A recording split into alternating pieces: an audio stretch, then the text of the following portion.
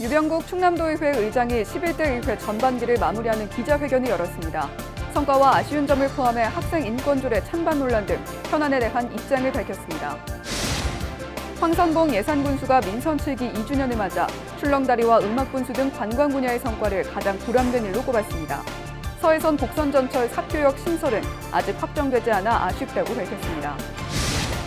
올해로 6.25 전쟁이 일어난 지 70주년을 맞았습니다. 시민들은 6.25 전쟁을 어떻게 기억하고 있는지 여론은 지금에서 들어봤습니다. 지난해 충남에서 발생한 아동학대 건수가 1000여 건을 웃돈 것으로 집계됐습니다. 학대한 사람은 친부모가 70%로 가장 많았습니다. 헬로티비 뉴스 충남 지금 시작합니다.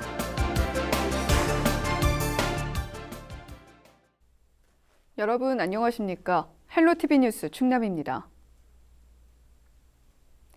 유병국 충남도의회 의장이 11대 의회 전반기를 마무리하는 기자회견을 열었습니다. 성과와 아쉬운 점을 포함해 학생 인권조례 찬반 논란 등 현안에 대한 입장을 밝혔습니다. 한범호 기자입니다. 지난 2018년 도의회 반대로 무산된 충청남도 학생인권조례안. 이번 11대 의회에서 다시 발의돼 수정안이 상임위를 통과한 가운데 찬반 논란이 고조되고 있습니다. 본회의 최종 심의를 앞두고 열린 기자회견에서 유병국 충남도의회 의장은 조례 필요성에는 공감하지만 우려의 목소리도 충분히 듣겠다고 밝혔습니다. 걱정하시는 분들의 입장도 충분히 이해가 됩니다. 저는 어떤 우리가 제도와 정책 시스템을 바꿀 때 좀 도민의 다양한 의견을 충분히 듣고 이렇게 정책을 결정하는 게 좋겠다라는 생각이 들고요. 어쨌든 그런 문제들을 포함해서 좀 더 협의하는 그런 시간과 공간을 더 마련하도록 하겠습니다. 중부지방해경청 등 최근 잇따른 공공기관 유치 실패에 대한 책임론도 제기됐습니다. 도의원들이 저마다 지역구로 유치를 주장해 힘을 한데 모으지 못했다는 겁니다.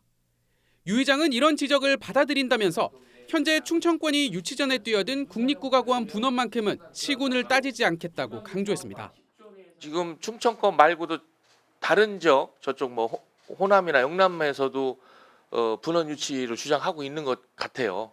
그래서 일단 저희들은 이 충청권 특히 이제 우리 충남에 오는 것이 바람직하다라는 취지의 그런 기자회견 내용이었습니다. 지난번에 그렇게 하고 충남에 어디로 할 거냐 이 문제는 좀 더 차후에 좀 논의돼야 될 것 같습니다. 반환점을 둔 민선 7기 충남 도정에 대해서는 후한 점수를 줬습니다. 혁신도시 근거법 마련, 화력발전소 조기 폐쇄 등을 예로 들며 그 어느 때보다 역동적인 활동을 보여줬다고 평가했습니다. 17개 광역 시도 중에 이렇게 획기적이고 또 앞서가는 이런 그 도정을 펼칠 점에 대해서 아주 긍정적이고 높이 평가하고 있습니다. 의회 전반기를 스스로 돌아봤을 때 가장 큰 성과로는 국민권익위원회 청렴도 평가 전국 1위를, 아쉬운 점으로는 지방의회 자율성 강화 등이 포함된 지방자치법 개정안 무산을 꼽았습니다. 유 의장은 해결이 가장 시급한 현안을 묻는 질문에는 소득 양극화와 저출산이라고 답했습니다. 헬로티비 뉴스 한보호입니다. 민선 7기가 출범한 지 절반이 지나면서 각 지자체마다 성과 발표가 이어지고 있습니다. 예산군도 지난 2년을 돌아보고 앞으로의 계획을 밝혔는데요. 황선봉 군수는 출렁다리 개통 등 관광 분야를 가장 큰 성과로 꼽은 반면 서해선 복선전철 삽교역 신설 문제는 아쉽다고 평가했습니다. 정선영 기자입니다. 지난 6년 동안 예산 군정을 이끌어온 황선봉 군수는 민선 7기 들어 예산군이 산업형 관광도시로 성장한 점을 가장 보람된 일로 꼽았습니다. 예당호 출렁다리 개통 후 지난해 군 전체 관광객이 560만 명으로 2배 넘게 급증하는 등 관광산업이 획기적인 전환점을 맞았다고 평가했습니다. 올해는 예당호 음악분수까지 가동하면서 코로나19 여파로 침체된 상권도 활기를 되찾고 있다고 덧붙였습니다. 경제 분야에선 최근 2년 동안 79개 기업을 유치해 1,800여 명의 일자리가 생겼다고 밝혔습니다.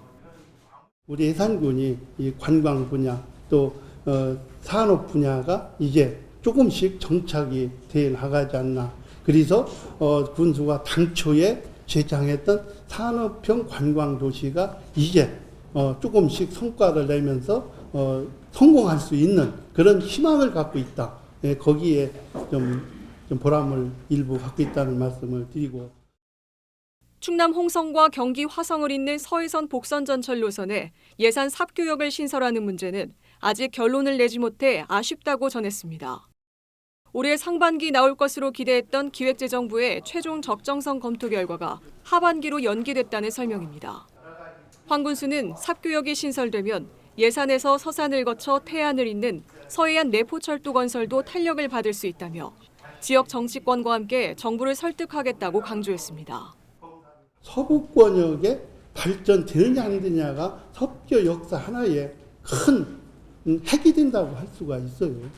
내포 철도 문제도 왜 그게 되는 게 삽교 그런 것이 있기 때문에 삽교에서 연결해서 서산하고 태안하고 가자는 거거든요. 그래서 그거를 하면은 내포 신도시도 급격히 발전이 될 테고 우리 예산군은 말할 것도 없고.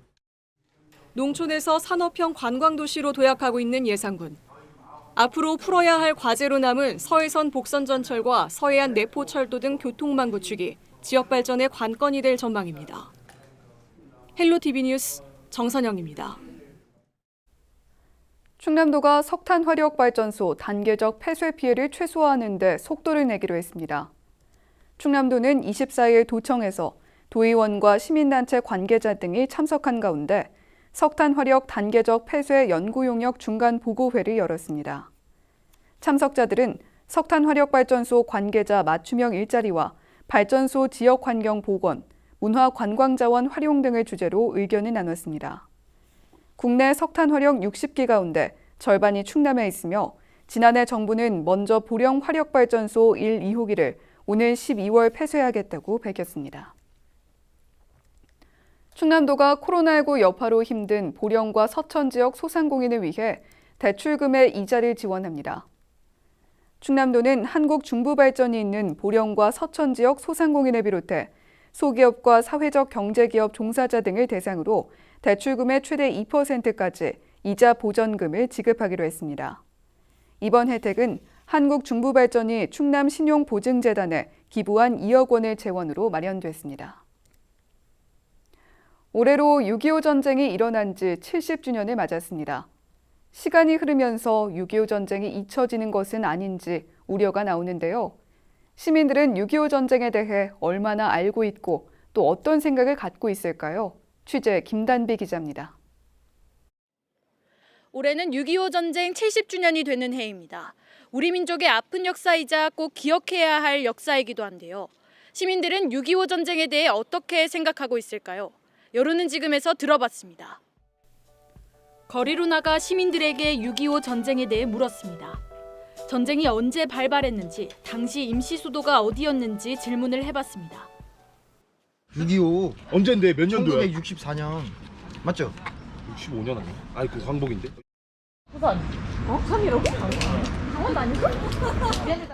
그때 낙동강까지 몰려가지고 그때 우리나라 그때 일정도 부산을 했던 걸로 기억하는데. 6.25 전쟁 발발 연도는 1950년, 임시 수도는 부산입니다. 하지만 이를 정확하게 아는 사람은 많지 않았습니다.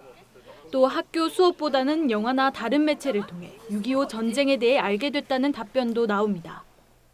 공부했던 게 없고 그냥 영화 보다가 생각난 것 같아요. 학교에서 배웠던 거는 기억이 잘 안 나시나요? 네. 흘러가는 시간만큼 잊히고 있는 6.25 전쟁. 우리는 어떻게 기억해야 할까요? 시민들은 더 이상 잊혀가는 전쟁이 되어서는 안 된다고 말합니다. 우리들의 후대들, 아들, 손자들이 조금 더 좀 6.25에 대해서는 우리 옆에 팜프레트 좀 나온 거 있어요. 그 6.25를 어느 정도 터득을 하고 시킬 수 있는 그런 기회를 좀 만들어야지. 애들은 그걸 반드시 알아야 되는데 애들이 그걸 몰라요. 학생들한테 우리나라의 과거의 6.25 때 어려운 시절을 가르쳐줄. 6.25 전쟁을 자세히 알지는 못해도 다시는 되풀이되지 말아야 할 역사임에는 시민들 모두 공감했습니다. 참전 용사에 대한 제대로 된 지원과 함께 고마운 마음을 전했습니다. 6.25 전쟁에 참전하신 분들을 국가에서 혜택을 많이 해주고 저희가 이렇게 학교를 다닐 수 있는 것 같아서 매우 감사히 생각하고 있습니다. 6.25 참전 용사는 다시는 뼈아픈 역사가 되풀이돼선 안 된다고 강조합니다.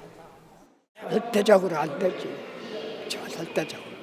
달날이 우리 국민이 달날이 뭉쳐서 6.25 전쟁 70주년, 그들의 희생과 헌신을 잊지 않고 기억해야 하는 것. 그것이 우리들의 작은 의무이자 책임입니다. 헬로티비 뉴스 김담입니다.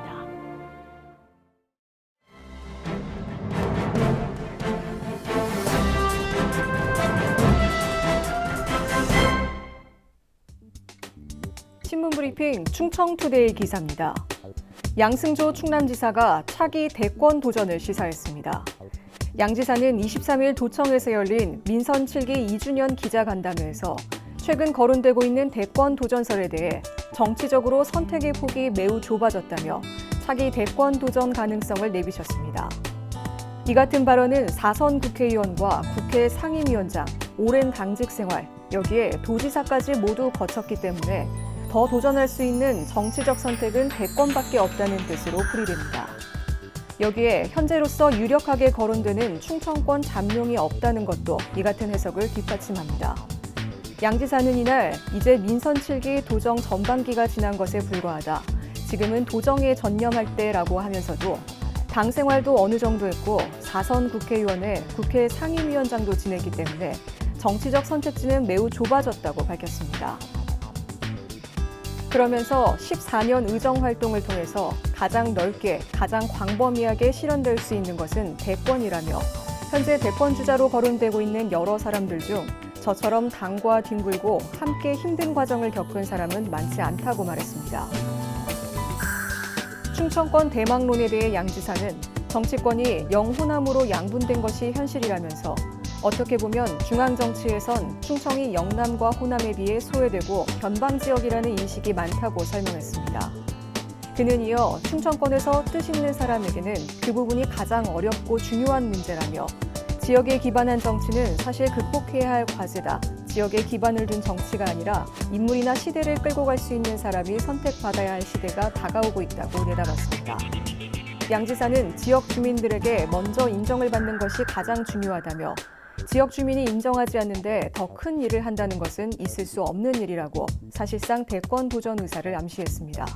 지금까지 신문브리핑이었습니다.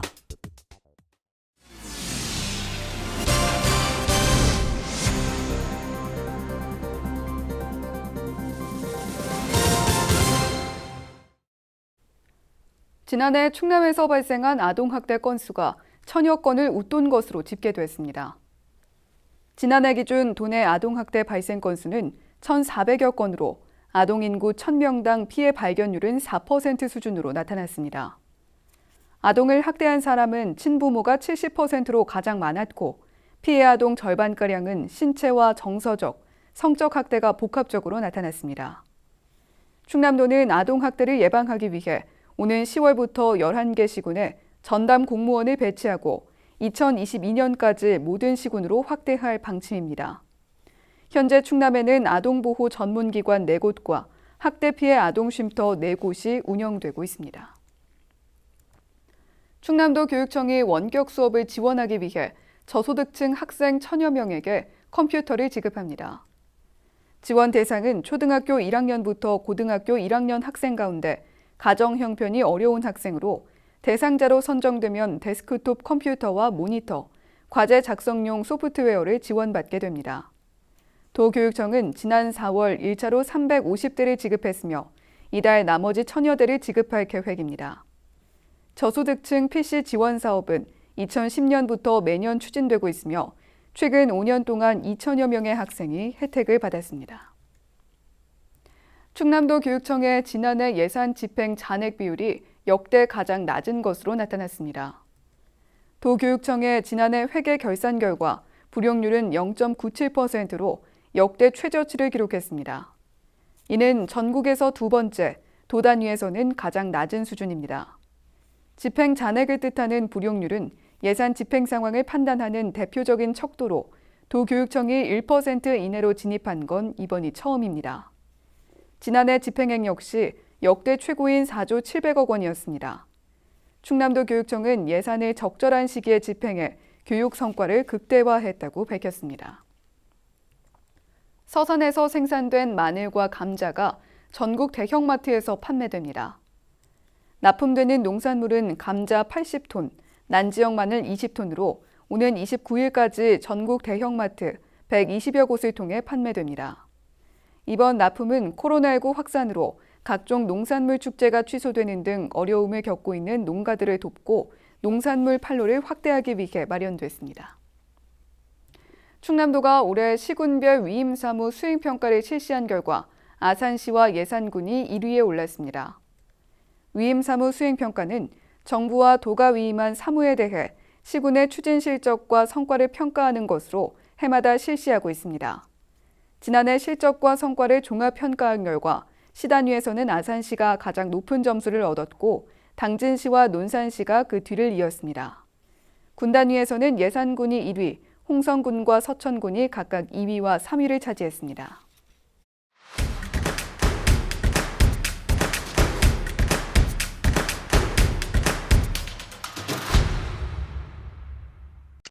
홍성군이 중국 장쑤성 전장시와 국제우호교류도시 협약을 맺었습니다. 이번 협약은 코로나19로 영상회의로 진행됐으며 두 기관은 경제와 무역, 인재교류 등 다양한 분야에서 협력하기로 약속했습니다.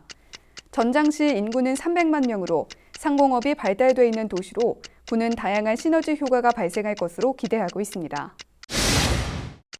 예산군이 소방차량 진입이 곤란한 지역 5곳에 호스릴 소화전을 설치했습니다. 호스릴 소화전은 최대 100m 길이의 소방호스가 구비되어 있는 장비로 소방차가 도착하기 전 초기 화재를 진압할 수 있다는 장점이 있습니다. 남녀노소 누구나 쉽게 사용할 수 있으며 지금까지 호스릴 소화전 53개가 관내에 설치됐습니다. 충남 도서관이 상징 조형물을 설치하고 포토존을 마련했습니다. 하루 평균 이용자가 1,200여 명에 달할 정도로 지역 대표 문화 공간으로 자리 잡으면서 방문객들이 기념할 수 있는 공간을 만든 건데요. 이번에 설치한 조형물은 보는 각도에 따라 충남 도서관 영문 약자 CNPL과 LOVE 두 가지로 읽을 수 있습니다. 태안 해경이 바다에 빠진 어선 탑승자를 모두 구한 대성호 선장 강재순 씨에게 감사장을 수여했습니다. 대성호는 지난 19일 태안 앞바다에서 암초에 부딪힌 어선을 발견하고 접근해 탑승자 3명을 모두 구조했는데요. 해경은 조난 사고에서 민관 협력이 절실한 가운데 이번 구조는 모범 사례로 감사장을 수여하게 됐다고 밝혔습니다. 지금까지 25초 뉴스였습니다. 날씨와 생활입니다. 목요일 충남 지역 흐린 가운데 비가 오다가 남부는 낮에 그치겠고요. 북부에는 밤까지 약간의 비가 내리겠는데요. 남부에는 10에서 50mm, 북부에는 30에서 80mm의 비가 예상됩니다. 목요일 아침 최저 기온은 20도, 낮 최고 기온은 25도를 보이겠습니다. 자세한 우리 지역 날씨입니다. 아침 최저 기온은 태안과 청양이 20도, 당진, 서산, 홍성과 예산은 21도로 예보됐습니다. 한낮 기온은 당진, 서산, 태안과 홍성, 예산, 청양 모두 25도를 보이면서 비교적 선선하겠습니다. 다음으로 생활지수입니다. 목요일 충남 지역에는 비가 오겠는데요. 세탁기는 하루 쉬게 두시고요. 세차 효과도 오래가지 않겠습니다. 남부에는 낮까지, 북부는 밤까지 비가 내리니까요. 우산도 챙겨 나가시는 게 좋겠습니다. 이어서 주간 날씨 살펴봅니다. 본격적인 장마를 알리듯 비가 내리거나 흐린 날씨가 이어지는데요. 비가 달아오른 열기를 식히면서 더위는 잠시 주춤하겠습니다. 주말인 토요일 하루 비 소식이 없는데요. 정체전선 위치에 따라 강수 시점이나 지역의 변동이 있을 수 있으니까요. 기상정보 참고하시기 바랍니다. 이어서 우리 지역 바다 날씨 살펴봅니다. 목요일 서해 중부 해상과 서해 남부 해상 흐린 가운데 비가 오겠는데요. 바다의 물결은 서해 중부와 서해 남부 0.5m에서 1m까지 일겠습니다. 지금까지 기상정보였습니다. 헬로티비 뉴스 충남 마칩니다. 시청해주신 여러분 고맙습니다.